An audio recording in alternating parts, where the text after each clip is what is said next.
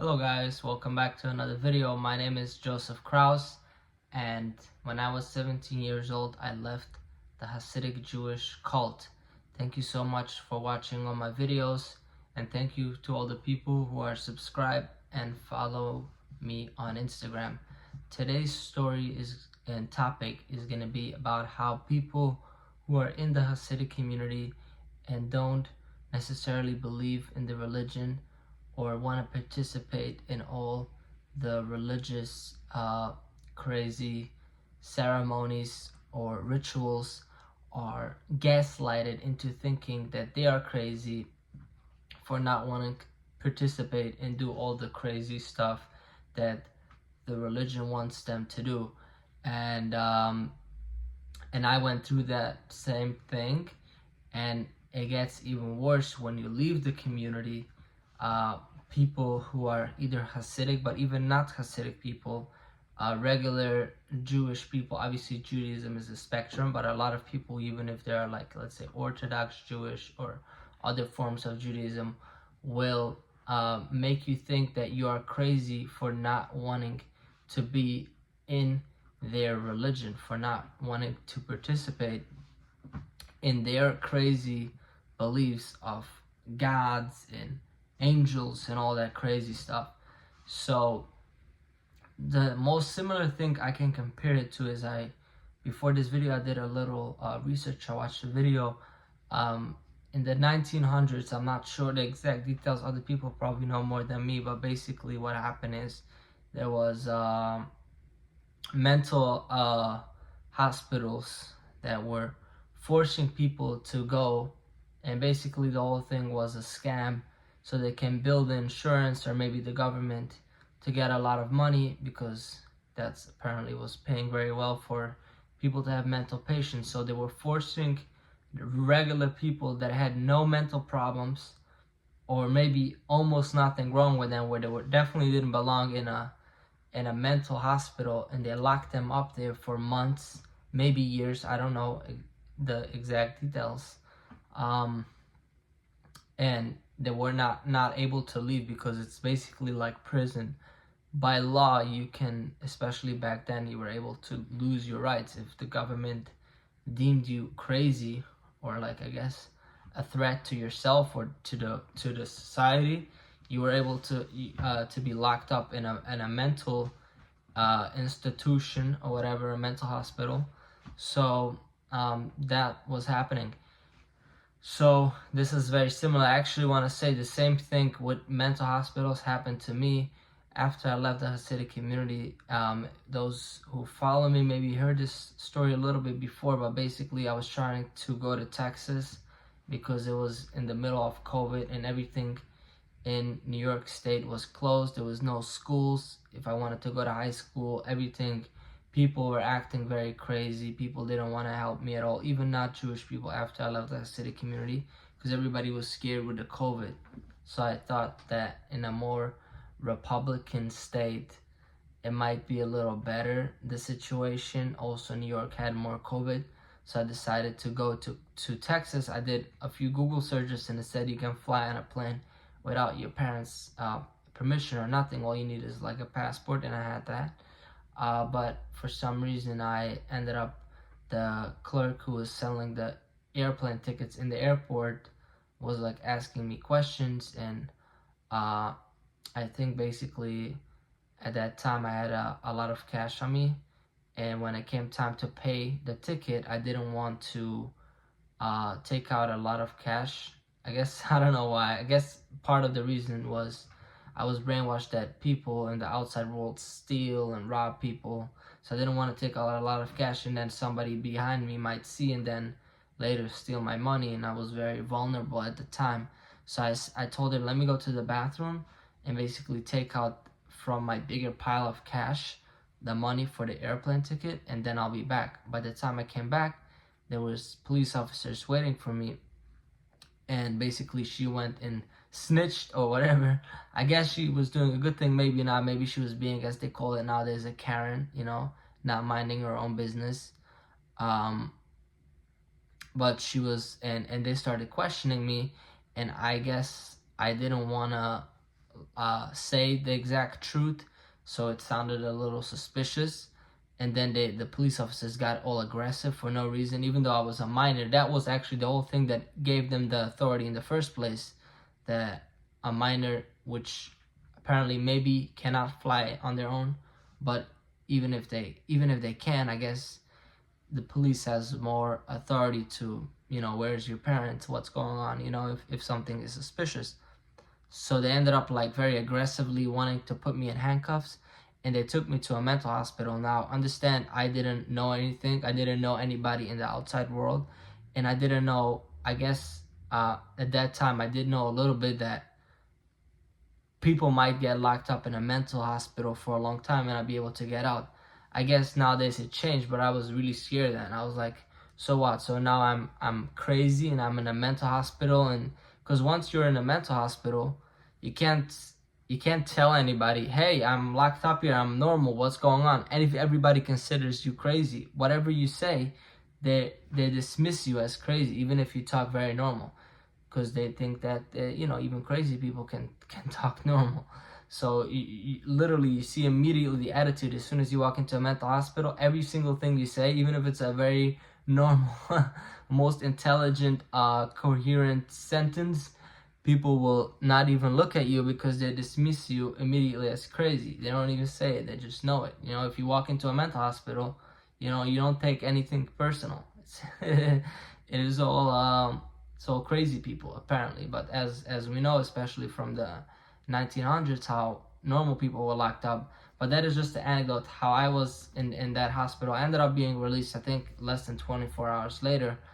But the only reason how they were able to take me is because I guess the way how the police worked in that situation, after questioning me and after not really having a clear understanding of what's going on and if what I'm doing is, well, legal or like ethically okay or whatever, they didn't just want to say, all right, you're good to go. The police very rarely operates in that way. If anybody has ever watched any of these police body camera videos or whatever, they never just walk away. They always try to solve the problem completely, which is not always a good thing. So they wanted to like take me somewhere, so they took me to that mental hospital. And the funny thing is, I got a call a few weeks later from that hospital asking to pay the bill. I was like, I don't have insurance. I didn't know if it was going to cost any money. I don't know if it's still on my record. I haven't got any collection agencies for that hospital bill, but that's what happened. I got a whole official call a few times asking, just the billing department. They don't care. So the same person who was locked up, and I was like, I tried to talk to the nurses, nobody even responded, because I didn't know. I thought I might be there for months, with no rights and nothing. But I guess the laws changed, but still the way how I felt, the lack of communication, even if I would have known all it's going to be is 24 hours, I would have been out. Maybe also the only reason, because the second I got in there, I started trying to advocate for myself to get out. But again, the only reason I was brought there is because the police didn't really know what else to do. They could have just let me go and go to Texas and nothing would have happened. Anyways, that's a side story.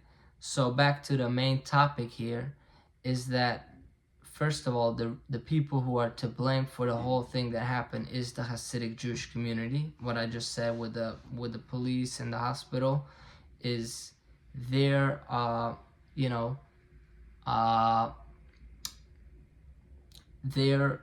the way how they brought me up, the lack of English and everything. By the way, I think the main police officer that arrested me, he was wearing a yarmulke, just putting that out there. So I think I even once they saw that I was giving them like a fake story, like not really fake. I guess I didn't want to tell them that I ran away from home. So I was just like, trying to say that, yeah, I'm allowed to go to Texas. I don't need my parents, whatever. So I guess maybe he was thinking that he's saving a Jewish soul, so he abused his authority because his belief was that he can, use his police power to manipulate people to follow his Jewish religion. Because again, one of the police officers was wearing a yarmulke. Maybe he was even speaking Yiddish. I don't remember, but he was more than just a secular Jew. He was a Jewish police officer that was working for the Port Authority police in the airport. So that was that story. So how that relates here is that people might gaslight you. The word gaslight means to, when somebody abuses you or does bad things to you, and then they make you think that you are the crazy one. So while they're doing all the crazy stuff, they make you think that actually the one who is crazy is you. So that's how the Hasidic Jewish community operates. They gaslight you into thinking that you're crazy. I was sent to a therapist, to more than one. One of them even charged $100 an hour. I was forced to go, and the reason why I needed to go to that therapist, which was obviously not a licensed therapist or anything, that's how they operate in that community, was because I guess I didn't follow, maybe I didn't pray for the full amount of time that I was supposed to pray, which is many hours a day, and maybe I didn't put on the exact ropes, wire and leather ropes strap around my arm, which they wanted me to do on a daily basis, and maybe I didn't do it, or I didn't do it for the full hour and a half that they wanted me to do it on a daily basis, and maybe I didn't go into a water where when I was a minor I was forced to go into dirty water with other grown men every day completely naked, and maybe because I didn't want to do that I was deemed crazy and mentally ill. So I needed to go to that therapist that was obviously just milking the situation, seeing me on a weekly or daily or whatever basis, and there was nothing to even discuss, and all he was actually waiting in this specific therapist situation is for me to tell him the very watery stories of how maybe I was doing homosexual acts with other boys in the school. And I guess that's what he wanted to get to, either because that's what gets him excited, or because that was the biggest sin. I guess that was the biggest secret that they may have wanted to find out, and I'm not sure what they would do then. I mean, obviously punish me, but basically they would say that was the root of all the things. But I would obviously never admit to them that I was maybe doing any homosexual acts with other friends that I had, because that will get me in a lot of trouble. So why would I do that, right? So yeah, so I have some notes here. I'm just looking over. So yeah, when people leave the Hasidic community, they're called crazy, and sometimes they even start to believe maybe I am crazy, maybe. And here's what I will say, what I believe, and again, this might be controversial what I'm saying right now, but I've seen a lot of people. There's an organization called Footsteps. People who leave, if you look at it in the big picture, I think some people who left are not necessarily the most normal and no background problem people. They might have some issues, right? Obviously, because why would somebody leave? It's so hard. You leave your whole you lose your whole community, you lose your family, and you start a whole new life like an immigrant, even worse than an immigrant, right? So maybe they had other issues, but that doesn't make them crazy. Definitely not in the sense as far as what other people might make them look how crazy they are.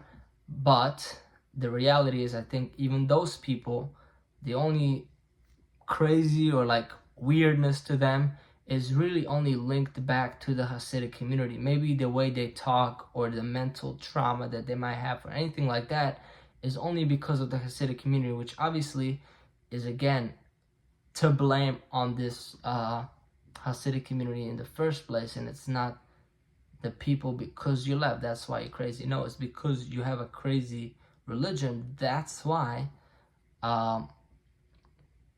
people might be a little interesting, you know. So yeah, that was all I wanted to say. And I guess if anybody is considering leaving the Hasidic community, I just want to tell them they're gonna call you crazy. You might doubt yourself. You might think, what if I am crazy? Just letting you know, that's part of their mental tricks. Like any cult, that's how a cult operates. They make you think that you are crazy. They make you think that the outside world is all crazy and stupid people and they're the only correct ones. But I have big news for you. The Hasidic community is a tiny amount of people compared to the rest of the Jewish, and forget about the Jewish community, but to the rest of the world, the rest of the country, they're nothing. They're nobody. It's a little cult that brainwashes you into think that they're the best and they're better than everybody. So don't believe in it. Know what you believe. If you don't believe in God and the Bible and all the religious crazy rituals and rules, you're just like me and everybody else. Even many people in the community, they don't believe in it. They're just not courageous enough to step up and do something about it. Either change it from within the community or just completely leave everything behind. So know that that's a very typical playbook of a cult, that they're gonna call you crazy while you're inside, especially when you leave, if you don't follow their crazy rules. They are the ones who are crazy. They're just gaslighting you into thinking that the real person who's crazy is you. So look up the word gaslighting. That's what the Hasidic community is doing. Thank you so much for watching the video. Please subscribe and follow me on Instagram, and have a wonderful day.